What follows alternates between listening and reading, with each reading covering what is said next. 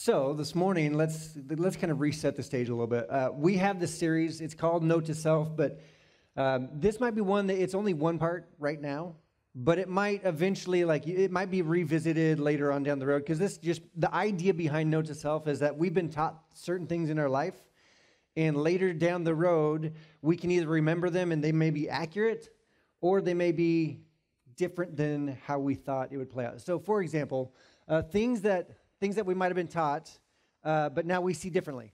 For example, swallowing gum stays in your body for 7 years. I was terrified of this. I was like, Mom, I'm carrying around some extra weight. You should know. Like, there's multiple packs in here. And when I turn about 12, it's going to be great. It's going to be wonderful down the road. So that's one thing. And another thing is that cracking your knuckles will give you arthritis. I was taught that, again, terrified. I would accidentally pop my knuckles. I'd be like, oh no, it's going to happen now. Maybe it was something different. Maybe it was standing, this is real big in my household when we grew up. Standing in front of the microwave will give you cancer. I got in trouble so many, because you want to see it spinning and getting warm, the cheese may be melting. I wanted to see it, Mom, let me see it. And it was like, no, this is the funny part. It would be instead of directly in front, she's like, no, you have to move to the side. So I'd stand like this. It's like, I don't think that did anything at all. Watching TV too close will make you go blind. That's another real big one. Maybe some more broader principles. Sticks and stones may break your bones, but words will never hurt me. I learned real quick that wasn't true. Words hurt. Words hurt. That's a hard. How about this one? Cheaters never prosper. As much as I wished that was true, it's just not. It's not. You look around life, you're like, you cheated, and you guys are doing just fine. You're winning the game of life, and yet I know that you did that. I know what you did. You did it yet you're winning, it looks like. Right? Cheaters never prosper. There's something else that before I get, if you might be in the medical field and you're like, that's true. I don't know. You could probably convince me. I stood in front of a microwave a lot growing up, so I don't really know what I'm talking about. Anyway, let me tell you where we're going this morning. And this is a principle that my mom taught me. And being the youngest of three, this was like a daily occurrence. It happened all the time. My mom taught me, it got presented to me into my brain all the time. Life's not fair. Life's not fair. And I, being the youngest, it was I always felt like my sisters were getting a better deal than I was. And so I would present my case to my mom, Mom, do you know what just happened? Look at what's happening. It's not even, it's not fair. And she would just say, you're exactly right. Life's not fair. So just get over it. You're in a world where life's not fair. You're going to have to figure this out. It's almost like there's been an entire generation or group of people, though, that they had a similar experience that I did growing up, and they have taken it on themselves, that this attitude, this mindset that life's not fair needs to be fixed. It's like, okay, we're gonna solve the issue of life not being fair. And the first step is that everyone gets a trophy, right? That's the very first step. If life's going to be fair, everybody gets a participation trophy. I had them growing up. I was on swim team, and I don't remember what color. They might have been, or I feel like they were orange ribbons that I got. They were the worst. It was this is just the pity ribbon. Whatever. But that's where this leads. That's where this conversation is going to go. And if this starts to sound like a political conversation, it is not. It is not. That's not my intent. That's not what we're going to talk about. I am more concerned with how we deal with fairness in our world. What that means with your perspective of God and what that means with your own self-perception of fairness in our world today. This is not a problem to solve, but it is a tension to manage. So in life's not fair. What do we do with that? How do we negotiate the unfairness in life? Is there something that we can do that would be better off? And I would say, obviously, with parenting, that's a hard one to negotiate. We try to set it up as much as possible. Our solution was just to have one child. And it's it's equally unfair and fair. He's the only one. But There's an idea or mentality, though, that if we tried to just even the playing field across the board, if we could control the whole entire world and make everything fair, I think is best illustrated in a quote from one of the incredible movies that just brilliantly written, if I could talk. The Incredibles. And the main bad guy, this is a cartoon, the main bad guy in there is Syndicate. And he says, if everyone's special, no one is. If we all try to, across the board, make everyone the exact same, even, fair, then no one's actually special, right? If we want life to be fair for everyone else, in addition to this, if we want life to be fair, we will constantly be comparing to everybody else. Because the only way to know actually if it's fair or not is if you're looking around like at the other person's stuff beside you. If all that you're looking at is your own stuff, you don't know if it's fair for the other person. You just know that what is in front of you. That's it. I would not know that life was not fair if I wasn't paying attention to what my sisters got. Like if it was just what I got, then I could wrestle with that. I'd be fine. I think one of the elements of this actually comparing, which is it's not healthy. Comparing is never a good idea. I used to hear that if you compare up, you got to compare down. And I just, honestly, the older I get, I think, no, just comparing in general. It's not healthy. It's not good. I especially notice this in social media. And I try to avoid social media like the plague because the moment that I turn it on, I am just like, stuck on it. Like I'm engrossed with it. I'm reading and I'm looking and I'm seeing what everybody else did. And, in social media, it's too easy. You see someone that you grew up with and financially they're doing really well. You're like, well, that's because they're sacrificing some home time probably. Like you immediately make the judgment call on them. You see someone that's in like super good physical shape and you're like, well, again, that's because you're spending so much time at the gym. Do you know how much that costs? Do you know how much time they're dedicating to that just to look a certain way? Let's question our value system a little bit. Come on. You can't look that good and have your priorities correct, right? That's immediately where we go. You think of like a business owner, you're like, oh, of course they're a business owner because when I was growing up in school with them, they just bossed everyone around. Like that makes perfect sense. This is what we do. We also go the other direction, and we're like, they're not healthy at all. They should probably do something physically, or maybe they, maybe they lost their job. They're like, and you immediately jump on the ship of like, well, they probably deserved it. They probably deserved it. This is what we do. Maybe that's just me. I don't know. Or maybe these are just really good examples. It's not me at all. These are just off the top of my head. Some wild guesses. Another thing about fair, if we try to create fairness perfectly, think about this. Evaluate this in your own life. And maybe specifically with your family, but like even just food at the table, it's not fair. Someone's always going to get a little bit more. Someone's going to get a little bit less. And someone probably should get a little bit more and a little bit less. When I was growing up, I needed all the fuel I could get, so I deserved the extra cookie. At least that's what I told my mom. But it's almost impossible to keep everything exactly even. Even when we try to do this right. Think about going on vacation, like going to Disneyland. Okay, we're going to go to Disneyland. It's all going to be fair. Everybody gets a chance to go to Disneyland together. Well, we went to Disneyland. I was 8 years old. My 8-year-old experience was drastically different than my 13-year-old sister's experience. That's not fair. We went the same amount of times, had a completely different experience.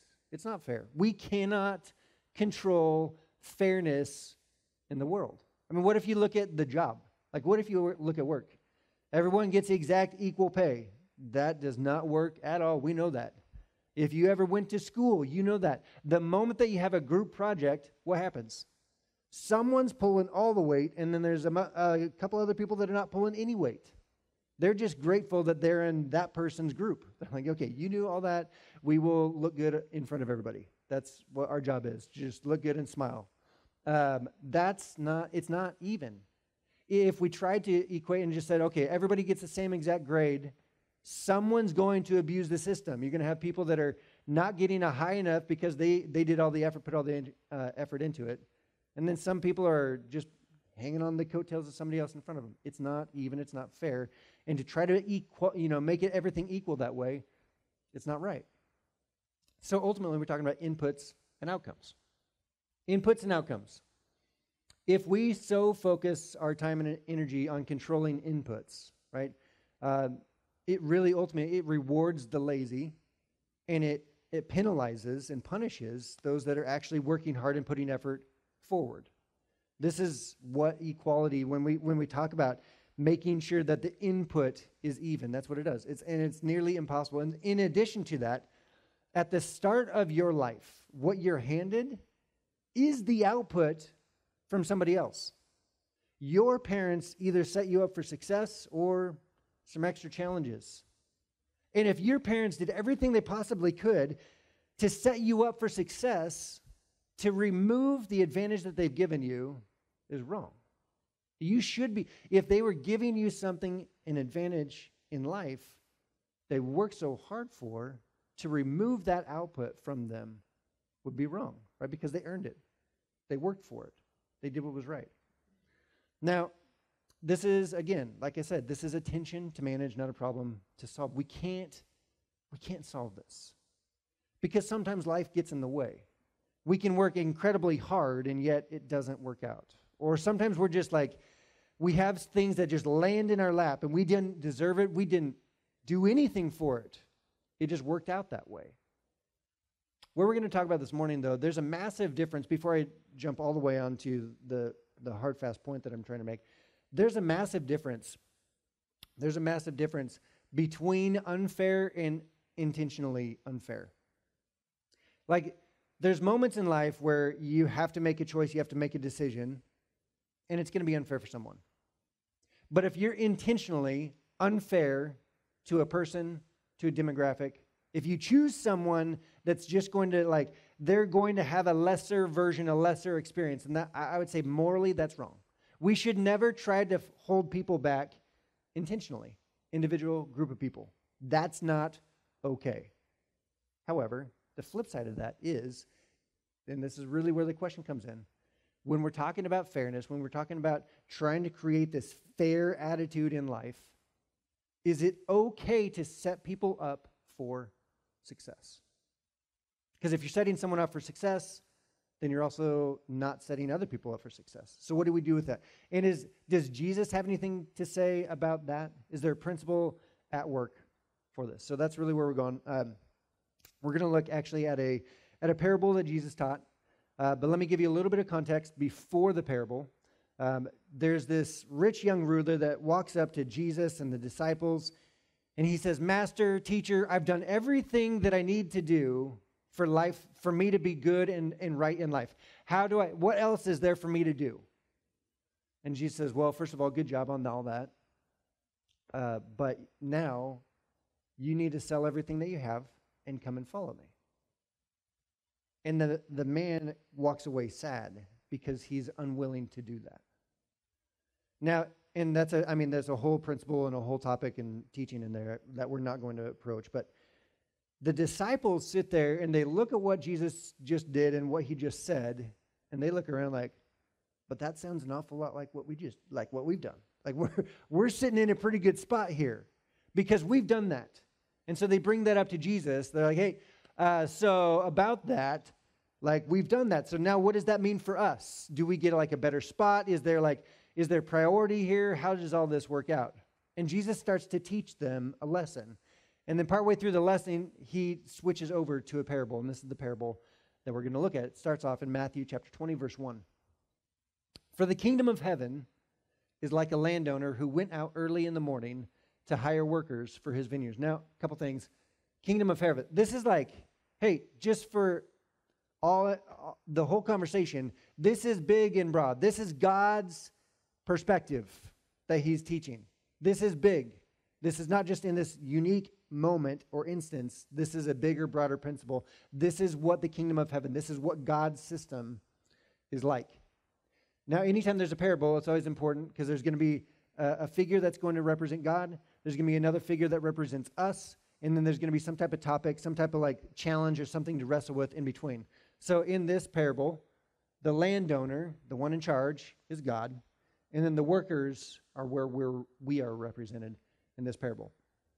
It's always fun to think that Jesus actually used a vineyard for the illustration here. We'll move on. So verse 2, he agreed to pay them a denarius for the day and sent them into his vineyard. So he goes out early in the morning. He hires a bunch of people. Hey, you're here to work. You need some work. I have plenty of jobs available. Come and work for me. They have this discussion, and he doesn't go into depth about how this discussion worked, if they went back and forth or whatever, but it says that he agreed. So obviously they had a say in this conversation as well. So he agrees to pay them a denarius. Now a denarius, I don't know how many of you are carrying denarius around in your wallet, but just so you know, a denarius is worth about a day's work of labor. So this is a very fair, this is even, this is exactly what you would expect them to be paid for the day. So he sends them on their way into the vineyard. In the next verse. About 9 in the morning. So we don't know exactly what time they started. You would imagine at that time there's no electricity, so probably daylight, somewhere just after daylight when they got started. Now it's 9 in the morning. He went out and saw others standing in the marketplace doing nothing. And he told them, you also go and work in my vineyard. I like that he's just telling them now, okay, you guys go with me too. He's just telling them, you go and work in my vineyard and I will pay you whatever's right. This is a little bit different. This is not an agreed upon amount. He just says, look, I'm going to do you right, but I got work for you. If you're willing to do it, I got work for you. So we still got a full day to go. If you're willing and able, love to have you work on my vineyard. I'll pay you whatever is right. Moving on, verse 5. So they went out. He went out again. I don't know how many times. He must just be frequently in the marketplace. I don't know. But he went out again about noon and about 3 in the afternoon and did the exact same thing.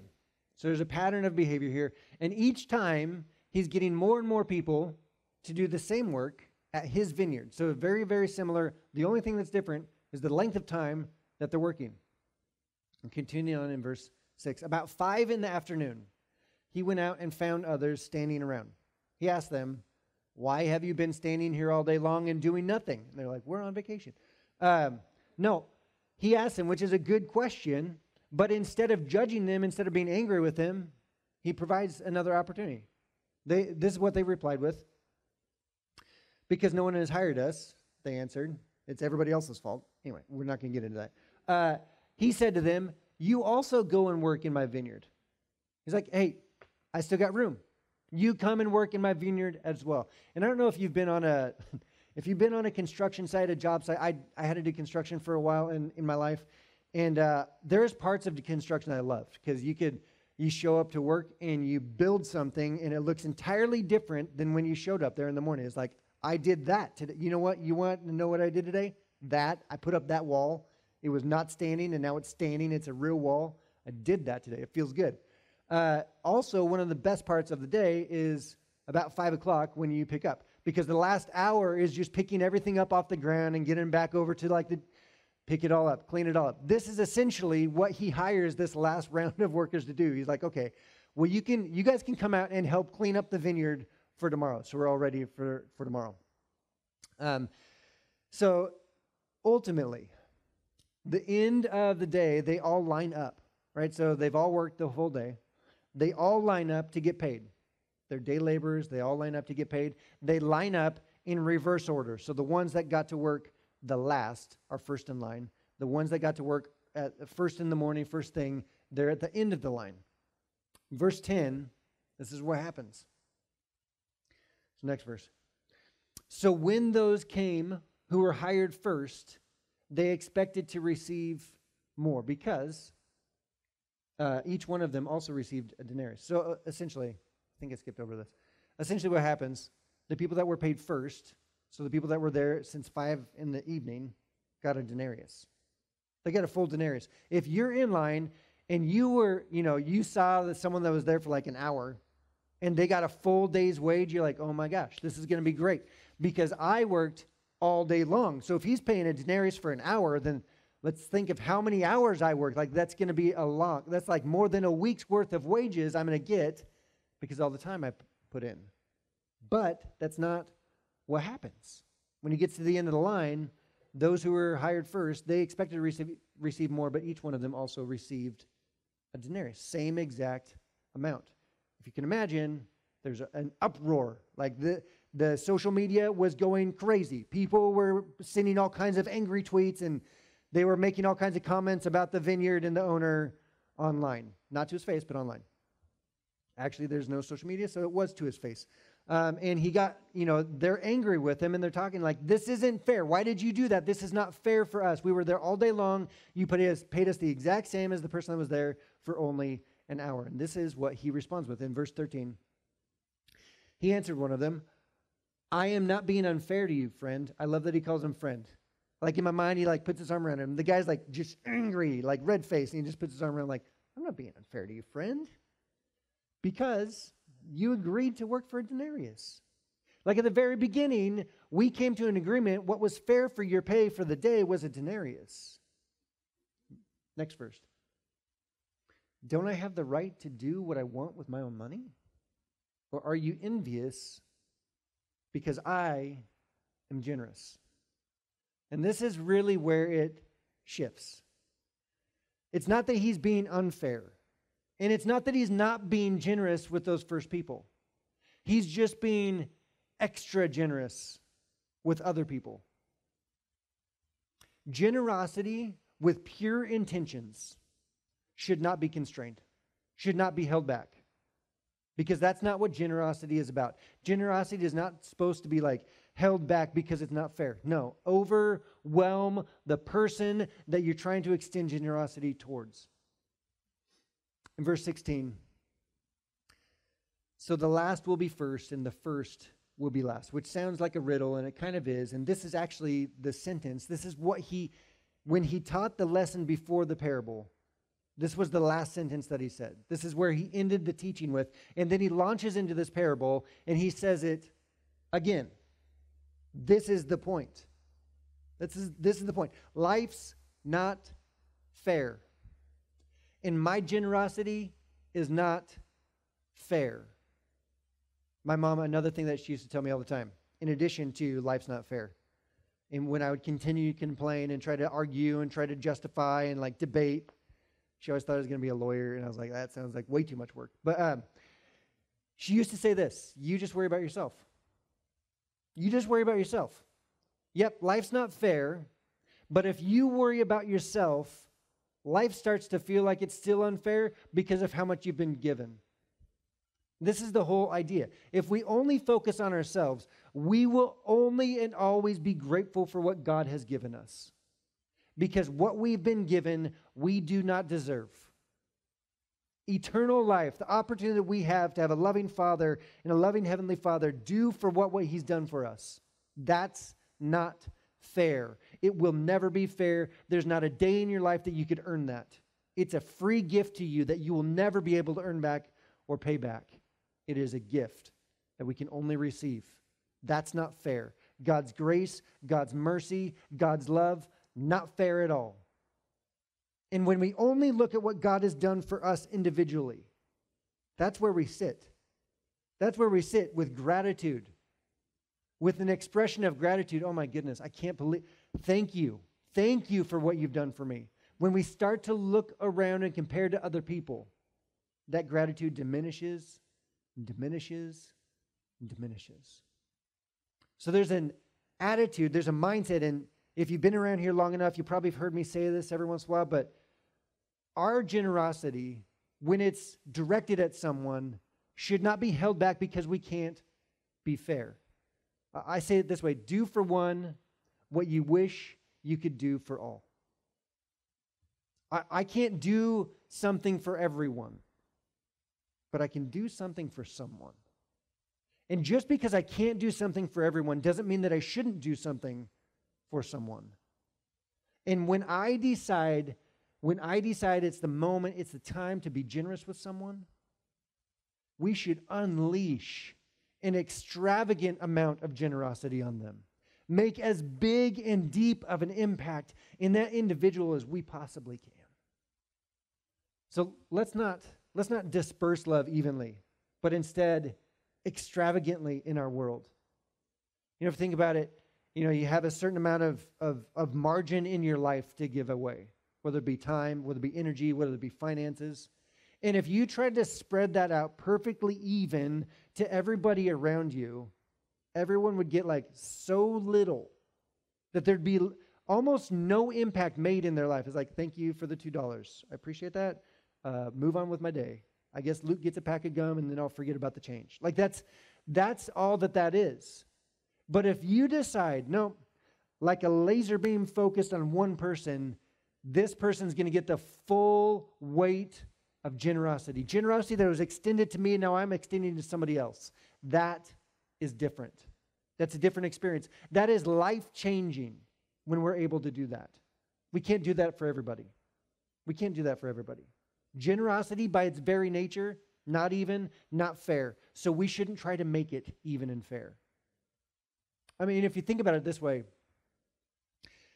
even Jesus' example, right? Jesus seems like he loved everybody evenly and fairly, and he was always good and always right all the time. Jesus healed people. And there were people that walked around while Jesus was in the prime of his ministry, at the height of his ministry, that were still blind, still lame, still sick. People still died. So does that mean that he didn't love them? No, it's not what that means. He chose individuals to pour out his generosity on.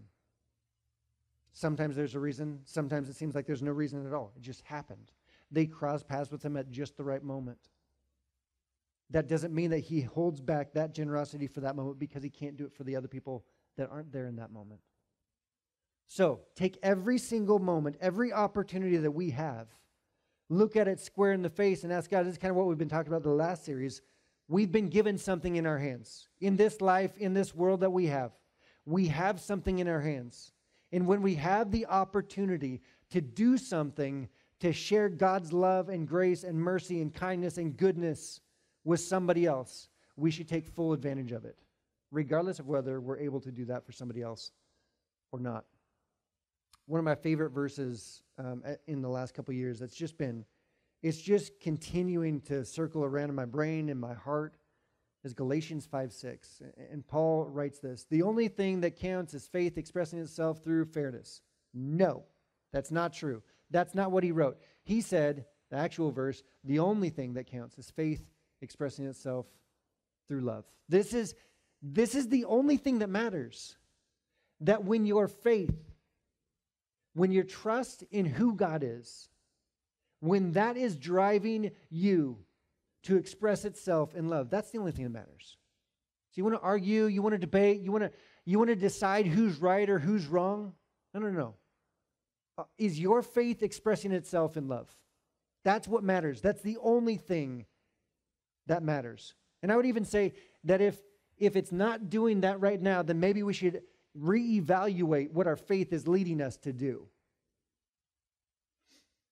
So as a whole, like just to kind of put a big, broad picture all together, when it comes to love, when it comes to receiving, God's love isn't just crumbs and leftovers. God's love is absolutely an imbalanced scale. The scale of God's love is never even.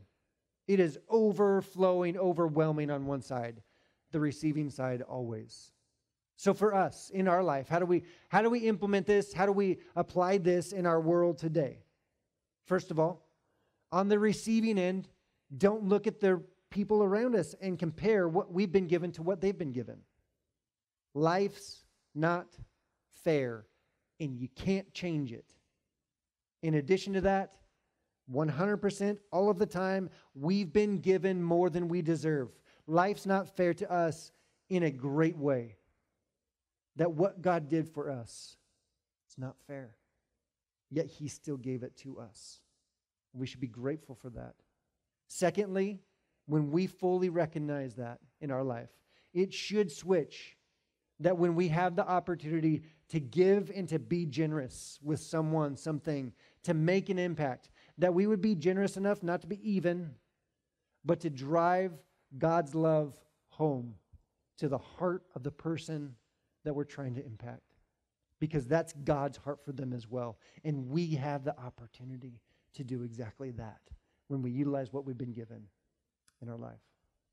So, to continue this conversation, whether you want to have what I do all the time is just conversations by myself, or if you want to actually talk to somebody, here's some questions that you can ask and kind of further the ideas that we've been talking about this morning. How do I try to make life fair for myself or those around me? When do I feel the most frustrations about life not being fair? What is it? What is the topic that just always gets you? Like, that's not fair. That's the first thing that comes out of your mouth. Why? Why is that? Next question. What's the difference between fairness and justice? Is justice always fair? Is fairness always just? This is a big question, especially when we look within Scripture as far as the value of justice, and then compare that to what fairness actually is, and vice versa. Question number 3. How has God's generosity towards you been unfair? What can you do to incorporate that mentality of generosity towards others this week? This isn't an open-ended question when you finally get around to it, maybe someday out in the future. No. This week, today. How does this change your opportunity to do something today that will change somebody else's experience, somebody else's life? Now, I'm just going to wrap up with this last final thought. I love that my mom taught me that life's not fair. As difficult as that was, as much as I try to fight against it and prove her otherwise, I love that that was instilled in my life. Because in doing so, my mom was ensuring that I would not look at life and myself as a victim. Because when you recognize that life's not fair, it removes the opportunity to be a victim. If you're looking for fairness in life, you will always find yourself in a victim seat. And that's not healthy. That doesn't help you get ahead. That holds you back. My mom instilled that in me so that I wouldn't be a victim, so that I can move through life and say, you know what? Life's not fair. I'm going to move forward. I'm going to find what I can do next. I failed there. Life's not fair. I'm going to move on. How do I grow from this? I say this all the time, all the time. Every transition is an opportunity for growth. When life's not fair, when something ends up different than we thought it would end up, how do you grow through that? It's not even. It's not fair. It hurts. It stings. It's frustrating. How do you grow through that? Because on the other side of that is God's promises and potential that He's placed in you. It's more than we could ever hope for. Let me pray. We'll get out of here today. Dear Heavenly Father, we thank you for everything that you've done for us. God, I pray that before we start to look around and compare our life and what we have in our hands, what we have in our bank account, and the physique that we do or do not have, I pray that we would recognize what you've given us.